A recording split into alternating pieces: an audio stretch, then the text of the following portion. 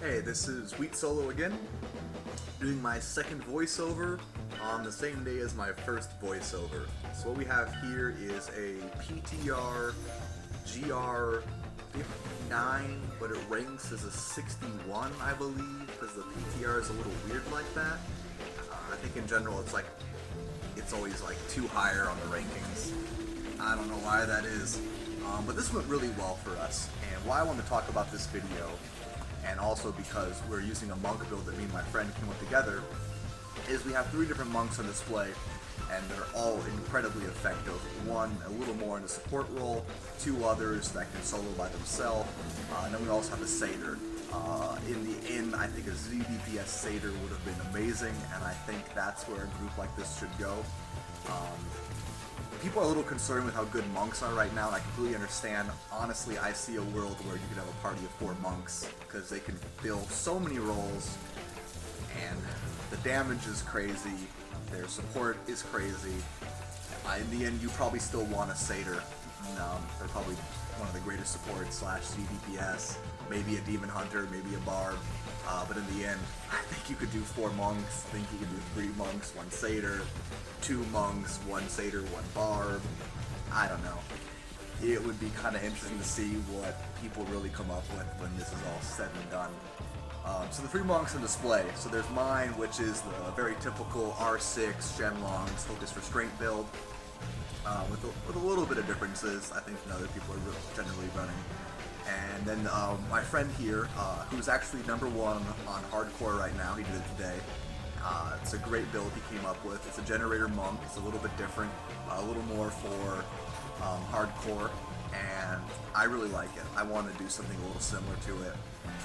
He's a great player, obviously. He's #1, GR62, I believe, as of right now. And I think I did a 58 or 59. I don't know. I'm kind of salty because I can't get flawless royal emeralds or diamonds. I'm a little starved on them, and I'll see when I can get that. But the build I really want to talk about, and by the way, I'd like to make a video about the generator monk, especially the one he's running, which I think is amazing for hardcore because it runs Serenity and Zodiac. So I thought Serenity was going to be dead. I mean, yeah, you kind of throw it in somewhere. But I guess maybe Blizzard were concerned with Zodiac and these, 100% immune classes, because it was pretty easy to beat a monk, 100% immune to damage, and if you throw in Zodiac, a monk could be immune to damage and do ludicrous things as well. So it's pretty cool, and he found a good use for it with Serenity and the generator build, where you have lots of extra slots. But anyway, so the monk I really want to talk about is this Exploding Palm build that does incorporate the new set, which, by the way, let's just say it's complete poop. We don't have all the items for it yet, but in the end, how in the hell are you not going to run Shenlongs as a monk? Any monk that's trying to do damage, how do you not run Shenlongs and expect to compete at all? So you can't really use the new weapon, but the belt. Okay, so we get like 30% damage reduction, possibly 14 times 4-ish, 14 times 3-ish, so that's like 30, 42% DR from that. That's pretty good, but you already have String of Ears, and Cyber-Sided Strike's kind of annoying. I mean, Cyber-Sided Strike is already a defensive cooldown, kind of, especially because you can basically cast it non-stop, especially with the new item. I don't know. We'll see what happens, but I think it's going to be poop. I think I'm going to call that, and I'm going to stand by it. But it is something you can kind of throw in there, which is what we did here. So his original build was a little bit different. It was a little more focused on primary. He didn't want to do it in a support role, though. But by the way, you could do something like this solo if you wanted to focus a little more on your primary damage as well. So he was running Sun Wuko's, 2 pieces of the Raiment, 2 pieces of the new set, I don't even know the name, I'm sorry, I don't really care that much. And then you had Shenlong's, Focus Restraint, of course, and your Flock Dragon and things like that. And I was talking about, well, let's completely change your passives. And let's just get rid of the idea of you doing any sort of primary damage, because me and him were doing this as a 2-man the other day, and I felt like his primary damage I felt like wasn't doing anything, so why even try to buff it at all? Because he didn't have some of the options that a Generator Monk does have, and by the way, they do really good damage. They literally do about as much damage as an R6 build. I think they have a little less mobility. Like I said, I haven't quite played one yet, at least to this extent. I really want to. They do have other options, like this guy running Serenity, which seems awesome, especially for hardcore. I can't wait to try that out.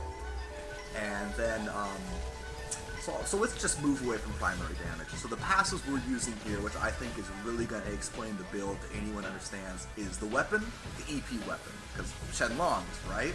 And my point is yes, we can just go to support monk, but let's try and keep it so you're actually doing damage. Or else, just run a support monk. Like, I wanted to keep this idea of Shenlong's focus and restraint, and Sun Wuko's, so your EPs are actually doing damage, and by the way, his EPs are doing 20 billion right here, and we're not even trying that hard to get his damage that high. 20 billion EP crits. That's really nice to clear out trash and stuff. It's a good support.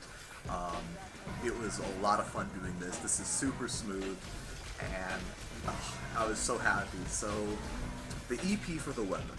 So we get the 100% weapon damage, and we can still run Shenlong's, which is just ridiculously overpowered.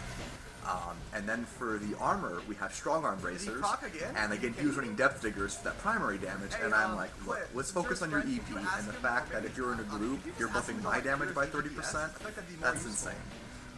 And then for the jewelry slot, we are running a band of the Root Chambers, which I think is the biggest option for change if you're going to really go in a different direction. You can go more support and run a Roar. You can try and get like 4-piece Inas, and then throw on a Crudist maybe, so you can get some ally buffs for your team, you can get some mantra buffs for your team. I'm not quite sure in the end what's the best. I really want to work on this monk more and see what really works, but for right now we're doing Band of the Root Chambers, and the reason is we don't have the R2 bonus, we don't have Flying Dragon, so how are we going to keep the spirit up? Because the point is he does want that Shenlong buff to get these massive EP crits, so that's where Band of the Root Chambers comes in. I was a huge fan of it way back when in the first iteration of Sun Wuko's. Awesome. I thought it was the funnest fucking thing ever.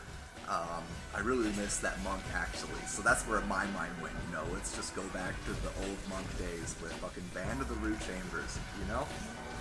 And then let's go to the gear now. So those are our passives. So you have to run 4 pieces of Sun Wuko's, and that's the big problem with the new set, is Exploding Palm is like a throw-on. Maybe not completely. If you're going to have a throw-on skill, Exploding Palm is pretty good. It does pretty good damage by its own. There's some pretty good rune effects. But in the end, I think Blizzard should have understood that this game has gone in a direction where your abilities really need to be buffed to do meaningful damage. I'm sorry, just 2,000% weapon damage by itself, it's not that big of a deal. So we have that 4 pieces of Muko, so that's our gloves, our shoulders, our helm, and our hand. And then for our chest and pants, we're running 2 pieces of the new set, and that's how we can get that free EP cast. And as you can see, it just casts on everything with Crippling Wave. It's such a great combination. I used to love Crippling Wave way back when I played a support monk with my friends very casually in Diablo 3 Vanilla. So I was really glad that I could see that move being used again in more of a DPS role than a support role. And so that's our moves right there.